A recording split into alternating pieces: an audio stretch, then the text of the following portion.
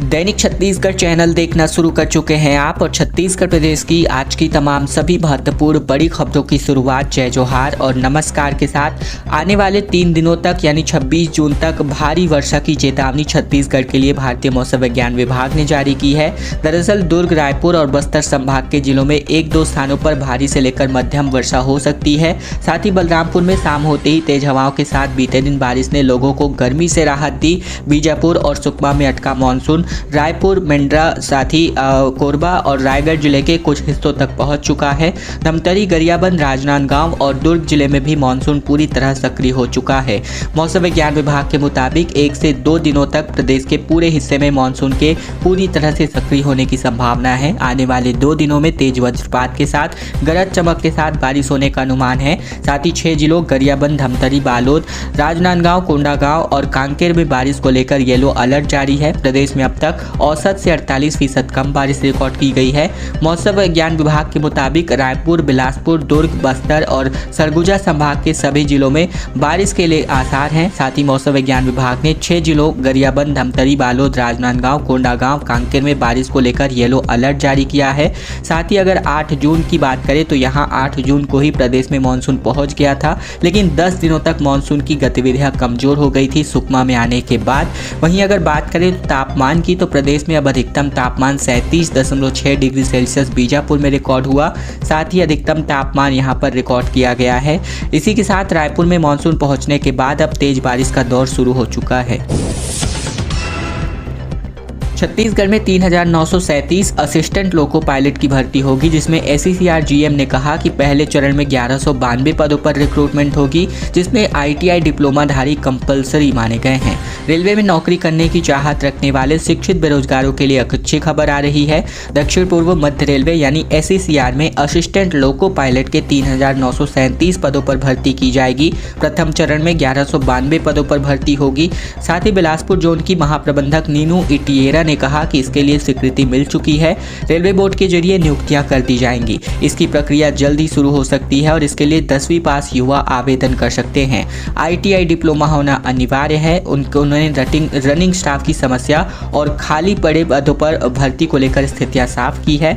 महाप्रबंधक नीनू इटिएरा ने बिलासपुर जोन की उपलब्धियां भी गिनाई। उन्होंने कहा कि बिलासपुर जोन में सुरक्षा और संरक्षा इंफ्रास्ट्रक्चर डेवलपमेंट पर तेजी से काम किया जा रहा है। साथ ही उन्होंने कहा कि रेलवे भर्ती बोर्ड से बिलासपुर जोन के 3,973 असिस्टेंट लोको पायलट के खाली पदों को भरने की मंजूरी मिल चुकी है। पहले चरण में 1192 पदों पर जल्द ही भर्ती की प्रक्रिया शुरू कर दी जाएगी। यात्री सुविधाओं और सुरक्षा का ध्यान में रख करके रेलवे काम करेगी, ये इन्होंने कहा। मंत्रिमंडल में 2 मंत्रियों के शामिल किए जाने की चर्चाएं तेज हो चुकी है। राज्यपाल से मुख्यमंत्री विष्णुदेव साय ने इस बाबत मुलाकात भी की है। दरअसल मंत्रिमंडल में 2 नए चेहरों को शामिल किए जाने की सुगबुगाहट के बीच मुख्यमंत्री विष्णुदेव साय राज्यपाल विश्वभूषण हरिचंदन से मुलाकात करने पहुंचे, जहां मुख्यमंत्री सुबह 11 बजे राजभवन पहुंचे। साय कैबिनेट में फिलहाल 2 मंत्री पद रिक्त हैं। एक पद पहले से रिक्त था और दूसरा पद बृजमोहन अग्रवाल के सांसद चुने जाने के बाद से दिए गए उनके इस्तीफे के माध्यम से रिक्त हुआ है। संभावित मंत्री के नामों को लेकर तरह तरह की चर्चाएं सुनी जा रही हैं। एक पद के लिए दुर्ग शहर के विधायक गजेंद्र यादव के नाम की चर्चा तेज है। RSS की मजबूत लॉबी उनके नाम को आगे बढ़ा रही है, तो दूसरा मजबूत पक्ष उनका दुर्ग से होना है। दुर्ग से एक मंत्री बचाए जाने के फॉर्मूले में उनका नाम तय हो सकता है। इधर सर्वाधिक रस्साकसी बृजमोहन अग्रवाल के रिक्त स्थान को भरने की है। कई सीनियर चेहरे हैं जिनकी दावेदारी मजबूत है। इनमें अजय चंद्राकर, राजेश मूणत, अमर अग्रवाल, धर्मलाल कौशिक के नाम सम्मिलित हैं।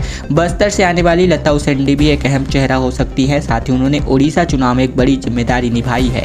रायपुर से मंत्री लिए जाने के समीकरण के बीच रायपुर उत्तर से विधायक चुने गए पुरंदर मिश्रा से भी एक दावेदार हो सकते हैं। वहीं एक अनार और 100 बीमार वाले हालात अब छत्तीसगढ़ में मंत्री पद के लिए बनते नजर आ रहे हैं। छत्तीसगढ़ में 352 श्रमिकों को आवास निर्माण के लिए 1-1 लाख रुपए स्वीकृत हो चुके हैं। श्रम मंत्री ने अधिकारियों को निर्देशित कर दिया है। रायपुर में छत्तीसगढ़ के आम चुनाव को लेकर मद्देनजर लगी आचार संहिता हटने के बाद श्रम मंत्री लखनलाल देवांगन ने हाल ही में श्रम विभाग की मैराथन बैठक लेकर सभी योजनाओं की समीक्षा की थी। समीक्षा बैठक में श्रम मंत्री ने अधिकारियों को निर्देशित किया था कि मुख्यमंत्री निर्माण श्रमिक आवास सहायता योजना के पात्र हितग्राहियों को तत्काल राशि जारी करें। मंत्री देवांगन क्रियान्वयन के निर्देश पर प्रदेश भर के 352 हितग्राहियों को राशि स्वीकृत कर दी गई है। बता दें कि हितग्राहियों को डीबीटी के माध्यम से उनके खाते में जल्द ही 1-1 लाख रुपए की राशि भेज दी जाएगी। साथ ही मुख्यमंत्री निर्माण श्रमिक आवास सहायता योजना के तहत भवन और अन्य सन्निर्माण कर्मकार कल्याण मंडल के पंजीकृत निर्माण श्रमिकों को स्वयं के भूखंड पर आवास या फिर एक नया घर खरीदने के लिए पात्र हितग्राही श्रमिकों को शासन की ओर से ये सहायता राशि दी जाती है। छत्तीसगढ़ में शराब अब सस्ती होने वाली है। पसंदीदा ब्रांड भी अब मिलेंगे। FL10 का लाइसेंस पूरी तरह छत्तीसगढ़ में खत्म हो चुका है। छत्तीसगढ़ में बीजेपी सरकार ने शराब की FL10 लाइसेंस व्यवस्था को खत्म कर दिया है। इस फैसले के बाद अब राज्य सरकार ये दावा कर रही है कि शराब खरीदी में बिचौलियों का रोल पूरी तरह खत्म हो जाएगा। शराब खरीदी में अब बात करें तो शायद सरकार का ये भी आरोप है कि FL10 लाइसेंस व्यवस्था की वजह से ही पिछली भूपेश सरकार में शराब के कारोबार में 2200 करोड़ का घोटाला हुआ। सरकार के इस फैसले के बाद से इस बात की चर्चा सबसे ज्यादा है कि शराब खरीदने वाले उपभोक्ताओं पर इसका क्या असर होगा। प्रदेश में इस नई व्यवस्था के लागू होने से क्या फायदा होगा। आखिर FL10 लाइसेंस होता क्या है, किस तरह से इस लाइसेंस की आड़ में लेकर स्कैम के सभी सवालों के जवाब सिलसिलेवार अगर बताएं तो बता दें FL10 का फुल फॉर्म होता है फॉरेन लिकर 10। इस लाइसेंस को छत्तीसगढ़ में विदेशी शराब की खरीदी के लिए राज्य सरकार ने ही जारी किया था और जिन कंपनियों को ये लाइसेंस मिला है वे मैन्युफैक्चरर्स यानी कि निर्माताओं से शराब लेकर सरकार को सप्लाई करते थे। इन्हें थर्ड पार्टी भी कह सकते हैं। लेकिन अब खरीदी के अलावा भंडारण और ट्रांसपोर्टेशन का काम भी इसी लाइसेंस के तहत मिलता है। हालांकि इन कंपनियों के भंडारण और ट्रांसपोर्टेशन का काम नहीं किया, इसे बेवरेज कॉरपोरेशन को ही दिया गया था और इस लाइसेंस में भी A और B कैटेगरी के लाइसेंस धारक होते हैं। लेकिन सरकार अब खुद ही जो है यहाँ अपनी शराब खरीदने वाली है। मंत्रिमंडल विस्तार की चर्चा के बीच अब राज्यपाल से मुख्यमंत्री ने मुलाकात की। साय ने एक्स पर लिखा कि तस्वीरें साझा की और लिखा कि किसानों की खाद बीज को लेकर बातचीत हुई है। छत्तीसगढ़ के मुख्यमंत्री विश्वदेव साय ने बीते दिन अचानक राजभवन में राज्यपाल विश्वभूषण हरिचंदन से मुलाकात की। चर्चा है कि साय मंत्रिमंडल में जल्द ही विस्तार हो सकते हैं। हालांकि राजभवन से लौटने के बाद सीएम ने कहा कि राज्यपाल से खाद और बीज को लेकर बातचीत हुई। सोशल मीडिया प्लेटफॉर्म ट्विटर पर मुख्यमंत्री साय ने लिखा कि आज राजभवन में राज्यपाल विश्वभूषण हरिचंदन से मुलाकात की। उन्हें प्रदेश की वर्तमान स्थिति, कृषकों को खरीफ फसल के लिए खाद बीज की उपलब्धता और छत्तीसगढ़ के विकास के लिए चलाई जा रही योजनाओं से अवगत कराया। बृजमोहन के इस्तीफे के बाद यहां तुरंत मुलाकात करने के लिए सीएम साय पहुंचे तो अब अटकलें लगाई जा रही हैं कि यहां पर मंत्री पद को जल्द ही जो उनके दावेदार हैं उनके हवाले किया जा सकता है और नामों को लेकर रेस शुरू हो चुकी है। 24 जून से नारी शक्ति जल शक्ति अभियान की शुरुआत हो रही है, जिसमें रायपुर में 11,000 स्व सहायता समूह की महिलाएं गांव-गांव जाकर के जल बचाने का संदेश देने वाली हैं। भारत सरकार की ओर से जल संरक्षण के लिए चलाए जा रहे नारी शक्ति से जल शक्ति अभियान की शुरुआत 24 जून से की जाएगी और इस अभियान में रायपुर जिले के 11,000 से अधिक महिला समूहों को जोड़कर जिला प्रशासन गाँव-गाँव जाकर लोगों को जागरूक करने वाला है। महिला समूह की सदस्य गाँवों में जाकर जन चौपाल लगाएंगी। लोगों को इस अभियान से जोड़ने और जागरूक करने के लिए महिलाएं जलवाहिनी ददिया के रूप में काम करेंगी। ग्राम पंचायतों में सभा आयोजित कर बच्चों के लेकर युवा और बुजुर्गों को सभी को जल संरक्षण के लिए शपथ दिलाया जाएगा। बीते दिन इस अभियान को लेकर रायपुर कलेक्ट्रेट परिसर में रेड क्रॉस सभा कक्ष में ट्रेनिंग प्रोग्राम हुआ, जिसमें स्व सहायता समूह की महिलाएं और जल संसाधन विभाग समेत बाकी विभाग के अधिकारी सम्मिलित हुए थे।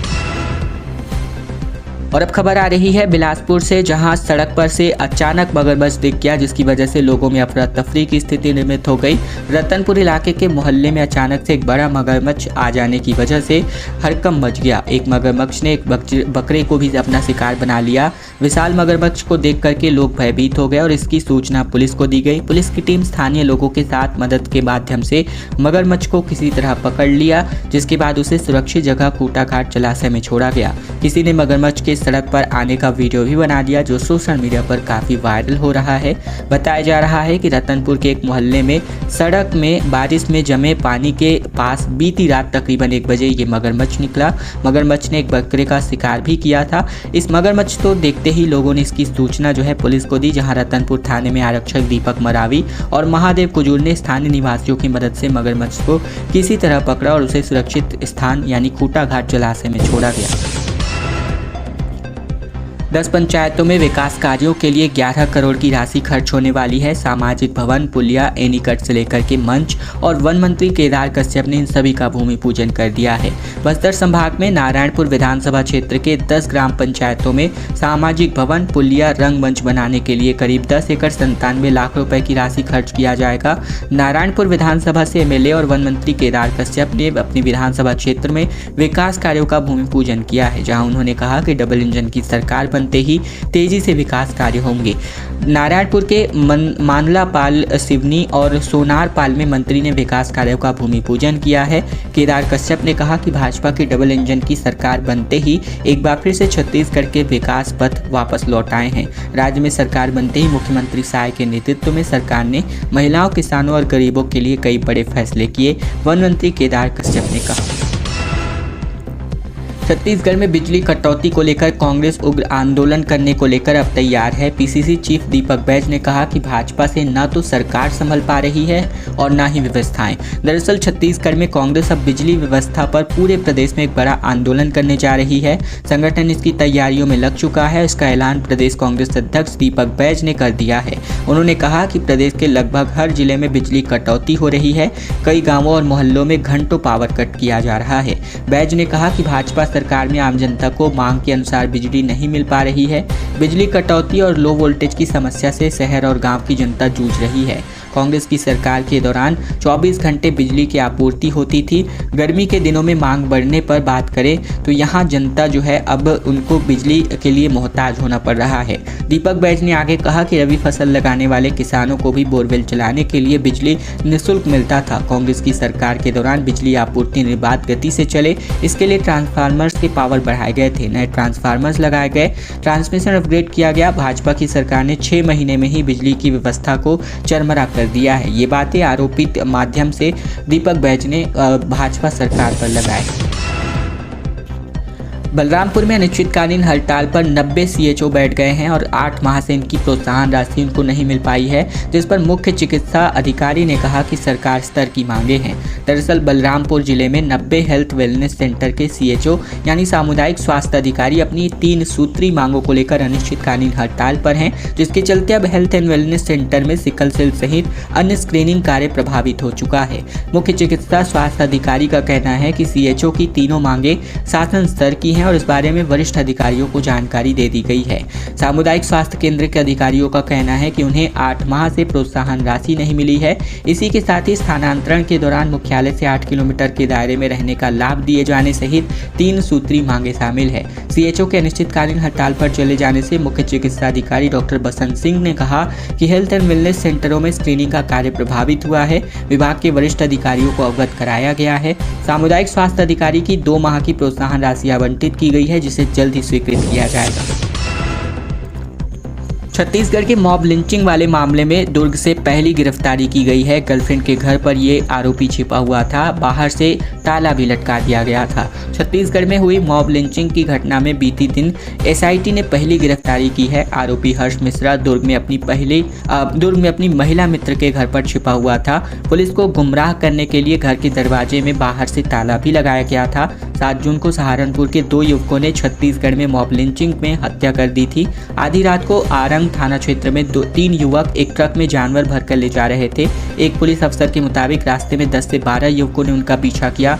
उन लोगों ने ट्रक को महानदी पुल पर घेर लिया और तीनों युवकों की पिटाई कर दी। 15 दिन बाद एसआईटी के हाथ ये आरोपी लगा है। वही बात करें तो यहाँ स्पेशल जांच टीम ने नेतृत्व करके रायपुर ग्रामीण एडिशनल एसपी कीर्तन राठौर को इसका टीम का नेतृत्व सौंपा गया।